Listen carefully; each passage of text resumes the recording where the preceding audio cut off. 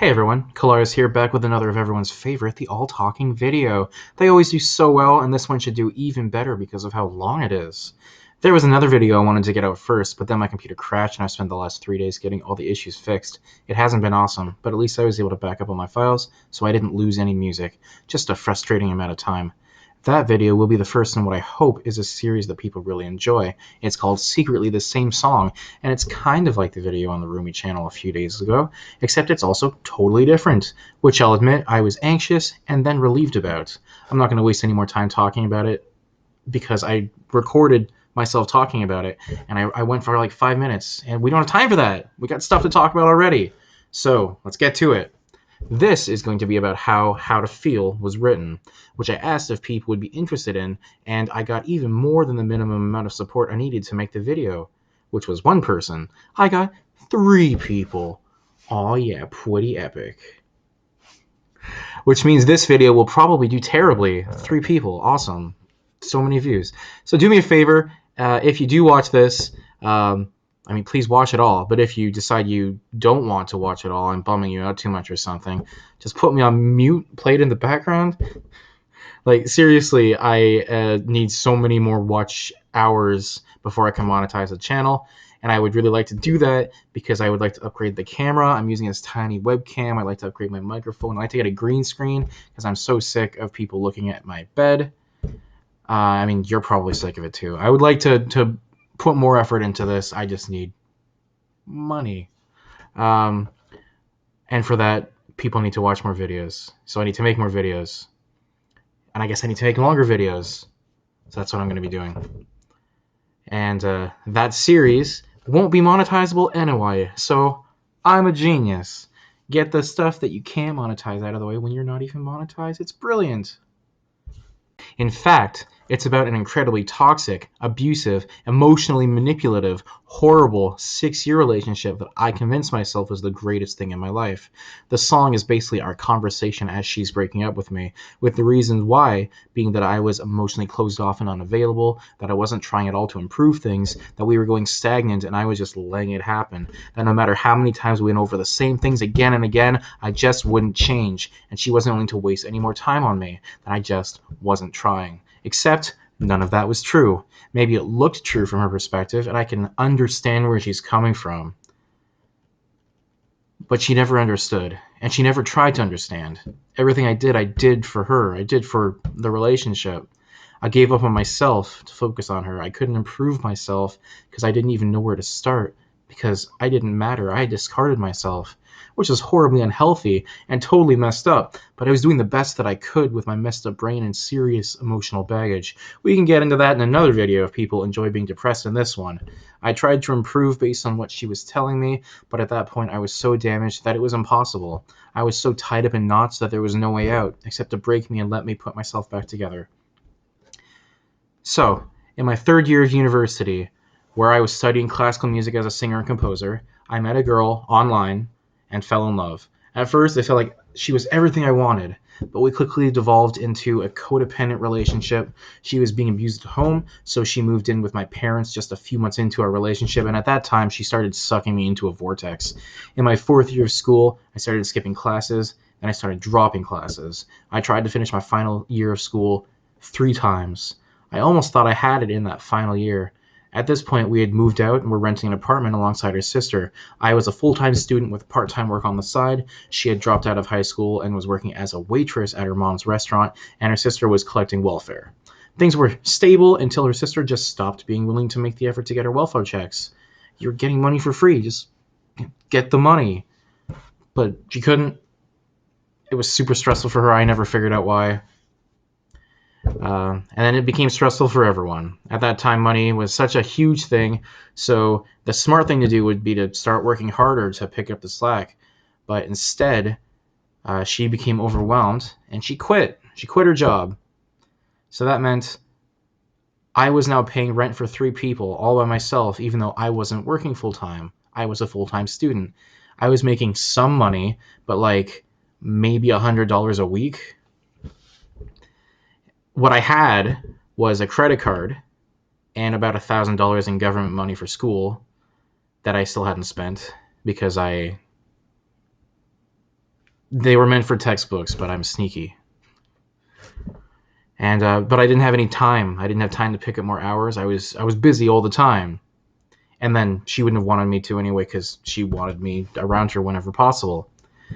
A situation was like that for about 3 months until I ran out of money. Because of course I did. I wasn't making that much. None of them were trying to fix the situation, so I ran out of money. It was a relief when we were finally evicted, except that now I was broke and my credit was destroyed, and I also dropped out of school. As we moved back in with my family, and I started working full time to try and make up for it. I was working in sales. She always thought my degree was a waste of time and money anyway. She told me it all the time, and she didn't like me writing music. She didn't like me performing. She didn't like anything to do with music. She just wanted it not around her at all. She wanted me to focus on her. That's what she cared about. It was focus on her or make money. So I stopped. I didn't do anything. I shut down. I stopped having my own life. I stopped seeing my friends because she wanted me with her all the time. My best friend would invite us out, and if she didn't feel like it, which she never did, we weren't going out. And I would have to lie to him. It's a miracle that he didn't turn his back on me like everyone else did. When it was all over, he welcomed me back with open arms, just happy to have me back. To this day, I don't feel like I deserve that, but I feel so blessed that he thought I did. Eventually, we moved out again, this time just the two of us. I was working full time in sales at a call center for Rogers, one of the main Canadian cell phone companies. I was really good. I wish I wasn't. It takes a type of person to be really good at sales, and I wish I wasn't that type of person. But I was. And in fact, for one promotion, I was number one in the province. So I got the VIP treatment. I got to go to Canada's one major baseball team, the Toronto Blue Jays, which Roger owns. And they also own the stadium that they perform in. I got to sit in the VIP box, meet all the executives, and enjoy a lovely buffet. It was the only time I didn't hate that job. But it was still better than being at home with her, because we fought all the time. Well, no, that's not really accurate to say. She fought all the time, and I stood there and took it, because I knew she had a rough childhood, and I knew that she couldn't help it, and I knew that it was my fault for making her angry, and I knew that I deserved it.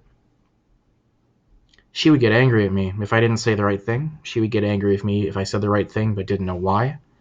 She would get angry at something else, and it would somehow be my fault. She would take it out on me. That was my life. Except her angry wasn't the worst version of her.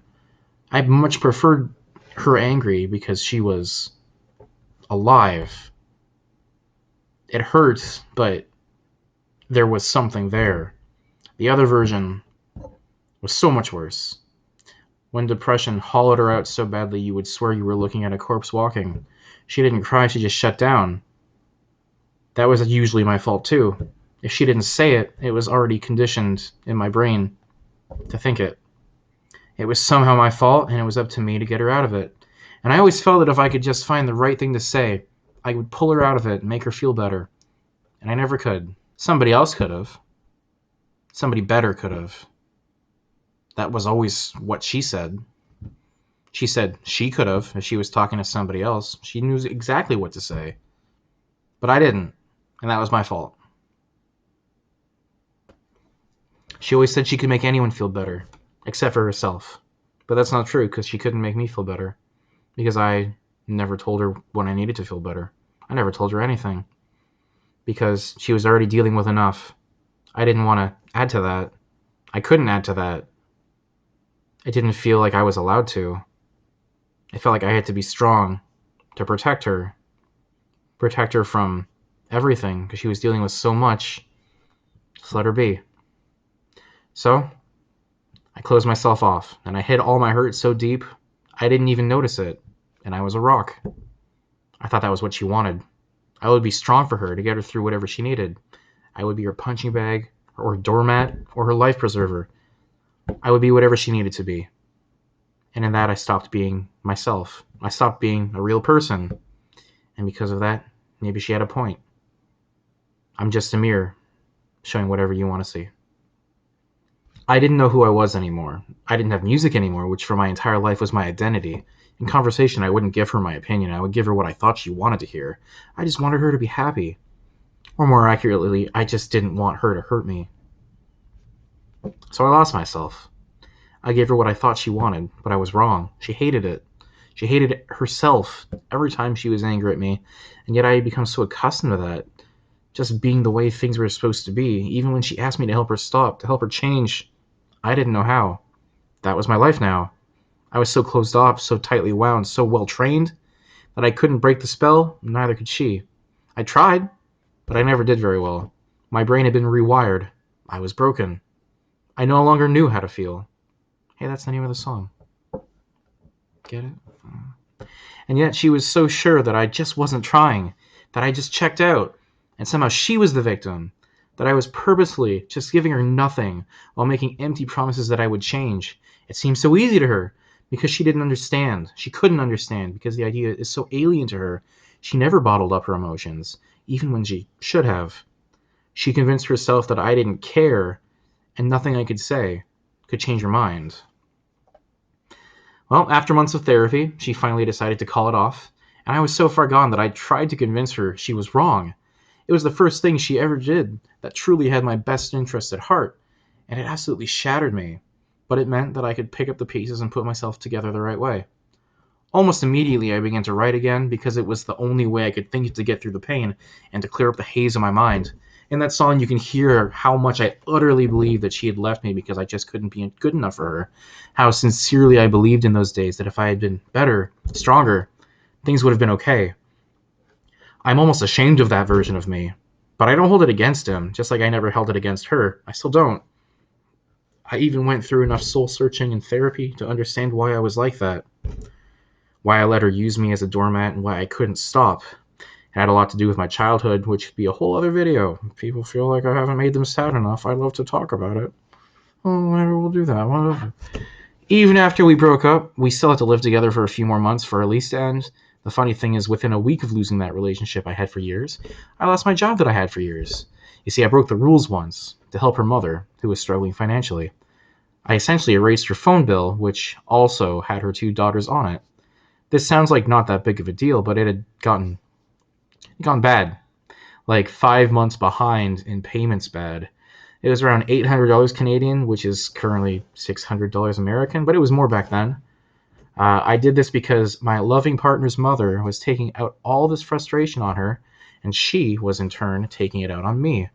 I saw an opportunity to help, or rather, to give myself a bit of relief. It took them over a year to find out, to the point that I had totally stopped thinking about it. The reason they caught me? The sister who ruined my credit, who I had gotten hired at the same place as a personal reference, had called in to use her insider knowledge to manipulate the system, similar to what I did, and accidentally got the account flagged. While they were looking into what she did, they found what I did. But it doesn't matter, because even though it's her fault I got caught, it wasn't anyone else's fault but mine for doing it. I deserved to be fired. And honestly, I was glad I was fired, because now I could fully close the door on that chapter of my life. I moved back home again, and my parents were somehow still okay with me coming back, even though I'd already moved out, then back in, then out again. I'm still doing better than my brother, who still hasn't even tried to move out once. Then I went back to school. I needed much less than I thought I did to graduate. So 10 years after I started, I got the last .5 credit I needed to get my bachelor's. That was all I needed. Half a credit. One semester of class. Done. Took me 5 years. And finally, I had music back in my life again. Eventually, my mom convinced me to go back to school again for a second degree, which I did at the Ontario Institute of Audio Recording Technology, the best audio engineering and music production school in North America, which just happens to be in the city I live in. Huh. I graduated last year, very end of July, took some time off, and then I went back to work, writing more music. In my life, I've written more music in the 3 years since we broke up than I did in the 21 years before we met, and significantly more than the 2 I wrote while we were together, both in the first 2 years before she convinced me to quit. So that's the story. I brought out the worst in her, and she brought out the worst in me, where I convinced myself I was to blame for all of our problems, and even more to blame for her finally giving up and deciding to end it. For some time, I really had lost the ability to truly experience life the way a normal person does. I was in a haze of pain and sadness, one that I fully accepted was just how life was meant to be. I was numb to the pain, to the point that I no longer felt it. I didn't know how. So I guess that song has 2 meanings. Now, all this time later, I realize that ending the relationship was the best thing that could ever happen to me. I just wish it had happened years earlier. I lost 6 of what should have been the best years of my life. I had accepted that I was going to enter my 30s without accomplishing a single thing to be proud of. And yet, my 30th birthday, just a month away, I made it just in time. Thanks to all of you. I can say my professional career really started right here at the start of the decade. I don't have to enter my 30s as a complete failure who let a girl take everything away from me because I didn't have the self worth to stand up for myself. I actually get to be proud of where I am, even after the nightmare I had to get through to get here. I thank you all from the bottom of my heart for joining me on this journey of redemption and of fulfilling the dream I had as a child that almost got snuffed out because I let someone else tell me I wasn't allowed to have dreams anymore. I hope you stick around because I think it's only getting better from here. Thanks, guys.